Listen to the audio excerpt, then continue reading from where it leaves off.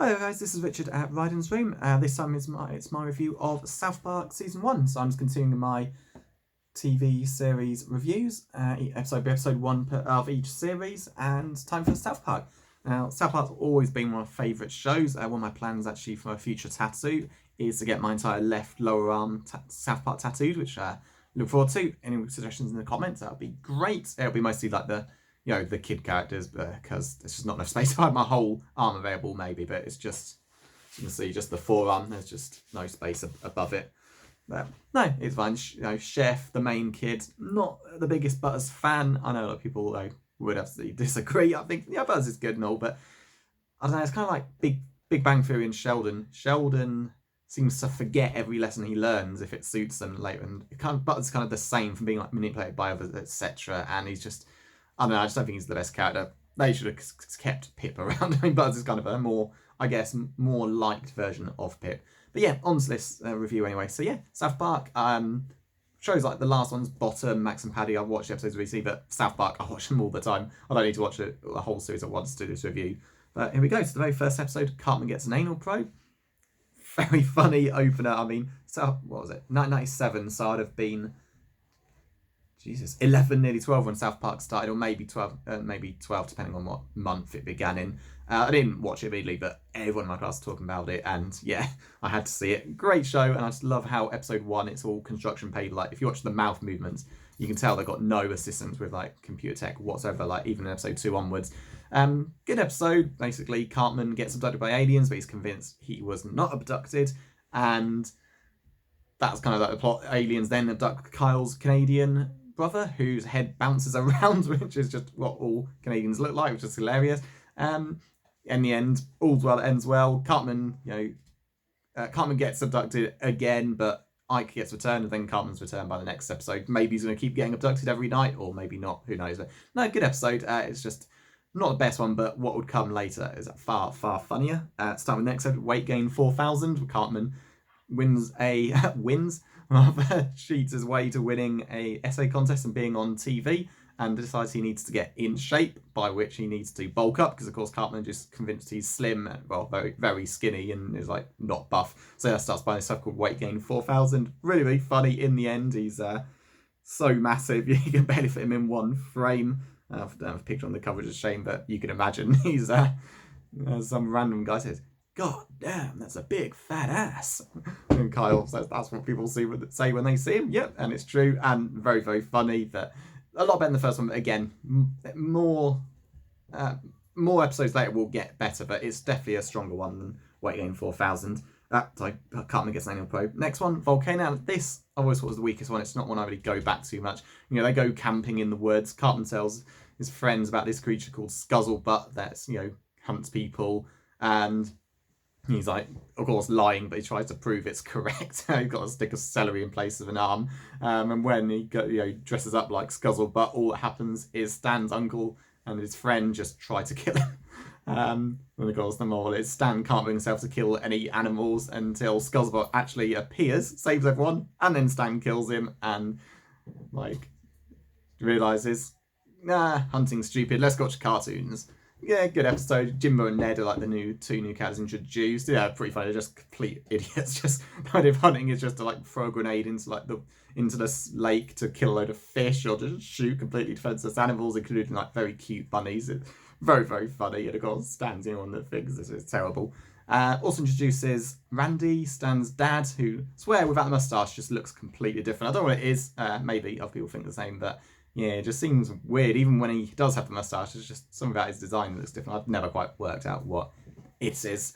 But again, he doesn't really do much. He's just this geologist who's kind of a bit of an idiot like everyone else. Like everyone else, the mayor's obsessed with being on TV, and obviously hates the people she works with. It's all pretty funny. But yeah, weakest episode in the series, I think. Not one I really go back to that often. It's series 1, the writers are still trying to work out what they want with every character, but nah, it's an alright one. Next one though is much better, much better. Big Gay Al's Big Gay Boat Ride. Very funny. Basically, it's about gayness, mainly in animals. Stan's dog Sparky turns out to be gay. Stan basically disowns him, saying he doesn't want a gay dog, he wants a butch dog, and his dog runs off on his own and finds Big Gay Al. He's extremely flamboyantly gay guy, but he's a great character and he's just so nice and cheerful.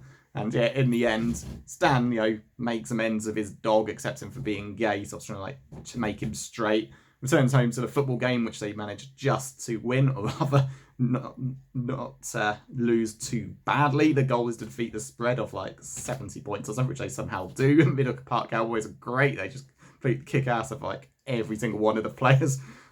Pip, my favourite characters, is the English kid, or rather the French kid, as everyone thinks, who everyone just hates constantly. You pick on him and he doesn't even get to wear a helmet. Oh, it's very funny, particularly when the Middle Park kids just grab him and just throw him around a ring. Very, very funny. But yeah, it's got a great message actually. Showing even in 1997, this is the same year that Simpsons did their gay episode with John. That was a good one as well. And yeah, I think we all know back in the 90s that gay people were very badly underrepresented. It just wasn't the best. There's obviously bigger restrictions on what they could show. And South Park do a great one in their 4th episode. Yeah, love that one. It's definitely in the best of South Park. And again, animal love again. This time is a bit more messed up. An elephant makes love to a pig. So that's basically what happens. You've got this genetic engineer who's just obsessed with genetically engineering animals, or just sticking extra pairs of asses onto other animals, which ends with a 5-assed monkey. It really doesn't seem too thrilled. And it's also about cloning. They clone Stan, makes a giant version of himself, and just wrecks the town. You've got Stan's sister Shelly introduced, who's a complete psycho. She's an evil bitch, as Stan says. No one believes that she beats Stan up, and she's got great stuff in there. Even Stan's clone, who's far bigger than her, can't beat Shelly up. She easily just takes him down with one headbutt. And then of course Cartman's come up with great stuff like how he'd never let a woman kick his ass. If she tried anything, he'd tell her to shut her bitch ass mouth and get back in the kitchen and make him some pie. And of course quickly backs down where Shelly overhears him and blames Kenny. Yeah, very funny episode. And yeah, great Elton John impression. Unless, of course, Elton John actually appeared, because he does voice stuff in series 2. But I believe it's Trey. There's a great one in Tonight Is Right for Love moment, where the use of alcohol and Elton John convinced the elephant and pig to make sweet love.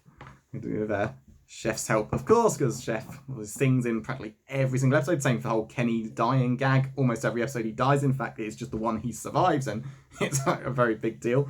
I'll get to that later. Next episode is Death. Now, this one is just perfect. It's also kind of the basis for the movie as well. You've got Terrence and Phillip, 2 Canadian guys who just love to fart on each other and call each other names. It's all pretty funny and pretty damn stupid. And of course, the parents are convinced this is terrible toilet humour, and I just love the way the episode is it's a metaphor for South Park. All the adults who are protesting Terrence and Phillip are the adults who protested South Park, while the kids who love Terrence and Phillip are just the kids, like me at that age, who just love South Park and just want to keep watching it. And yeah, you get the odd adult who does enjoy it, like Randy gets Stan's dad, a bit extra there, but he's still kind of just part of the group. But then you get all the other parents who decide to protest the show, and when it doesn't get shut down, to go and kill themselves as part of their protest. Very funny. And then the other plot is that Stan's granddad, he wants to die because he's 102 years old and is hoped to be dead way by now. And everyone thinks he's just being silly. He tries to trick Stan into killing him.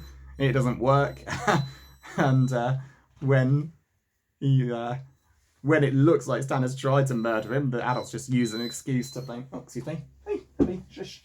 Use it as an excuse to blame Terrence Phillip for wanting to make a bunch of 8-year-olds viciously murder their helpless grandfather. Great stuff. Perfect scapegoat. Excuse me. Go on. So that, my dog just loves to whine for no reason. He's gone now, but I'm sure he'll be back, because even though I've got my wife downstairs watching TV, he's just drawn to my voice in this room for some reason. But yeah, the end of the episode is the Grim Reaper Death actually shows up, presumably to finally kill Stan's granddad. Nope, he's there to kill Kenny, who has infected the entire town with some diarrhea bug. Pretty funny. And in the end, there's a great speech where Kenny's muffled out, where I'm pretty sure what he's saying is basically parents will keep protesting things even if they get what they want. Shut down Terrence Phillip, something else will just come out to piss off the parents, and they'll just keep on complaining. Yeah, really funny episode, and I love that it was kind of the basis for the movie later. Next episode, Pink Eye, is their Halloween episode, something South Park would do. most years, and if they didn't do Halloween, they do stuff else like Christmas, Thanksgiving, Easter. Very funny, basically.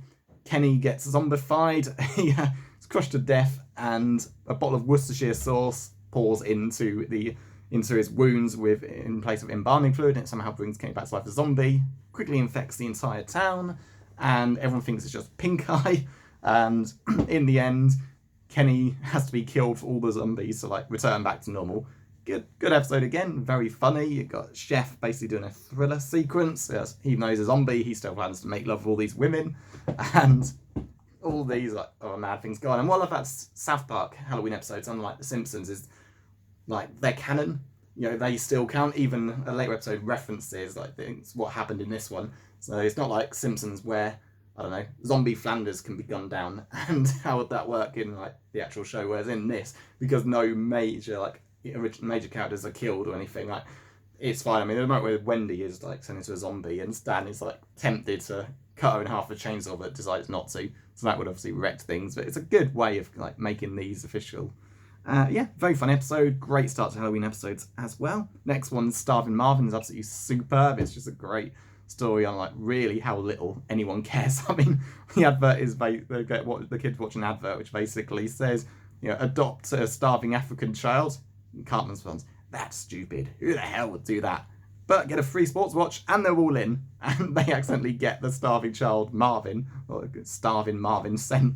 So they're fine with that as long as they can get a free prize. It's absolutely funny. Starving Marvin is forced to return to Ethiopia, but when the I think FBI get there, he's not too keen on returning, so he just sends off to Cartman, and Cartman gets sent to Ethiopia instead, and where Cartman may actually learn a lesson about how badly he treats poor people. It's very funny just watching the whole consumerism and how wasteful the food is. Watching Starving Marvin and all-you-can-eat buffet, Cartman literally throws the appetizers in the bin when the main food is here. It's very funny, and you got Sally Struthers, who wasn't too pleased with her portrayal. Matt Dre defended it, but what can you do? But again, that was pretty funny in the end, and she comes back for more a bit later, much like another character will show up soon. So yeah, great episode. Starving Marvin's a pretty damn funny character. I just love how, from Ethiopia, he seems to understand everything that's going on, and just the way he starts acting like Cartman when Cartman's mum can't tell the difference between the two, presumably. Great stuff. Next one is another special. This is their Christmas one, Mr. Hanky the Christmas Poo. What are they thinking? Matt and Trey are really sick weirdos, aren't they? Kyle, he's the only kid in town who can see this thing called Mr. Hanky the Christmas Poo, and everyone of course thinks Kyle's completely insane because it doesn't exactly come to life when anyone else is there, and Kyle basically gets thrown in a madhouse, and then you can see that he's unhappy because being Jewish he can't celebrate Christmas. His Hanukkah presents are just a stupid dreidel at each day or so. Isn't really any fun for him. And of course everyone thinks Mr. Hanky is his imaginary friend, and Kyle basically messes up the bathroom because of Mr. Hanky. Well, even if he's not animate, it's obvious what he can be used for if he's jumping around, if he's being pressed on a wall. It's great stuff, and brilliant episode, very fun. Again, like the Halloween, great strong opener to Christmas episodes, and it's just so messed up that it's just so South Park. And they even do some songs. I'm pretty sure this is the first episode where they do them. Kyle's song, I'm a Lonely Jew. Cartman's song, Kyle's mum is a stupid bitch, which again, like Death, would come back in the movie. And of course, you've got Chef doing one of his usual love-making songs. This time a bit Christmas themed. So you wear my Chef tie, which has got all his clothes, got regular, got his boxing, all of them there. And absolutely love Chef's character. He will definitely be on the arm tattoo.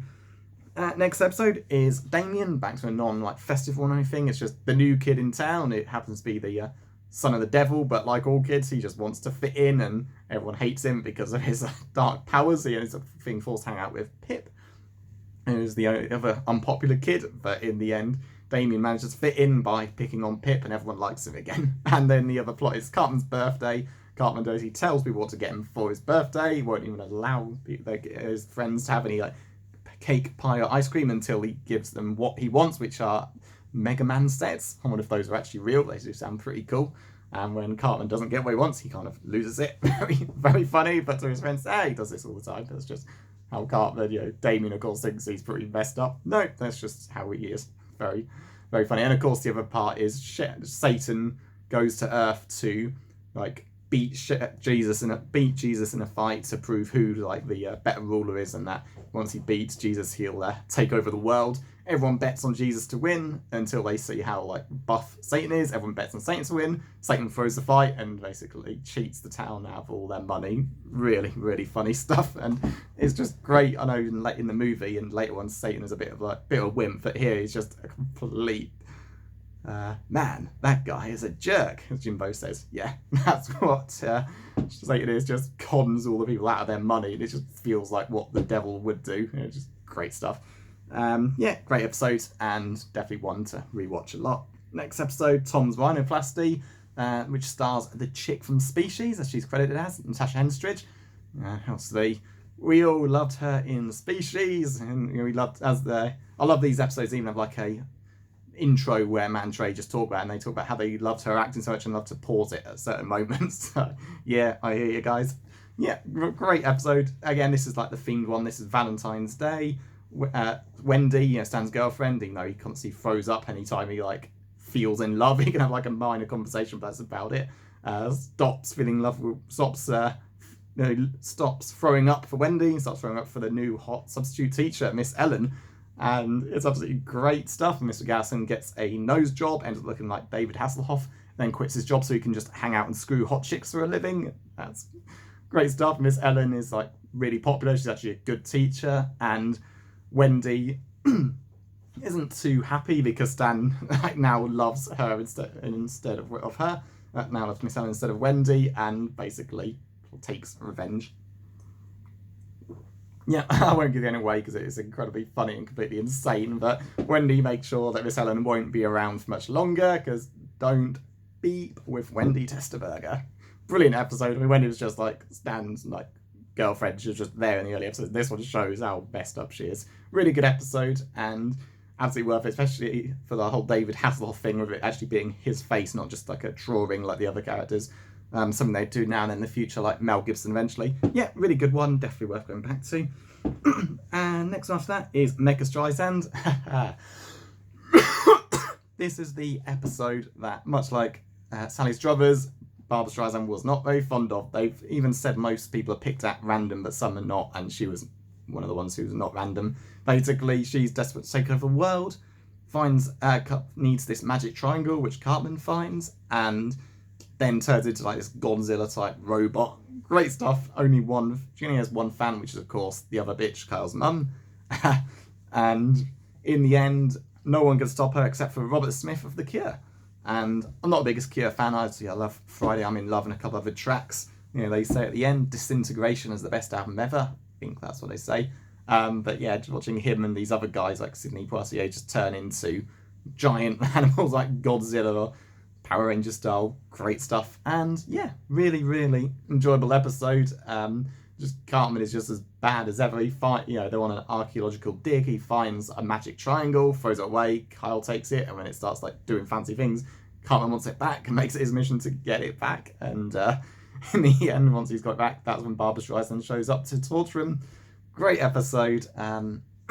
Definitely worth a watch as well.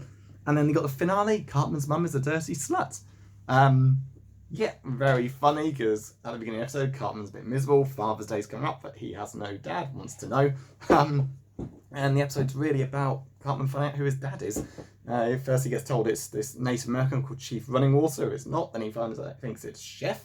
And of course it's not. Then he thinks it's Mr. Garrison. It may be. And then the genetic engineer Mephisto has to do DNA tests and find out. He's like, in one of Cartman's like traumatized moments, he's having this make-believe tea party with his stuffed animals. Kyle and Stan film it, send it to America's Stupidest Home Videos. They lose because Kenny getting run over by a train is funnier, but they use their runners-up prize to fund it. And the episode basically ends with a room filled with people, and it cuts off. You will find out who Eric Cartman's father is in 4 weeks, which happened to be April Fool's Day, but I'll get to that later. So yeah, you don't know who it is, but it could simply be anybody. There's even a moment when Mr. Garrison is like, well, who here didn't make love to your mother? And it's like the entire room, men, women, Jesus, and the priest.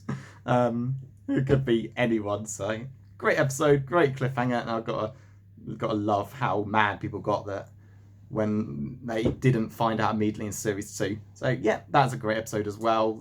As I read these scripts years ago, I don't know if they were legit or not, because he called the song the gay song from Titanic, and that sounds about right. This near far song starts playing now and then. Yeah, great episode. Got a young chef in there, young Mr. Garrison, who's actually got hair, unlike a previous flashback.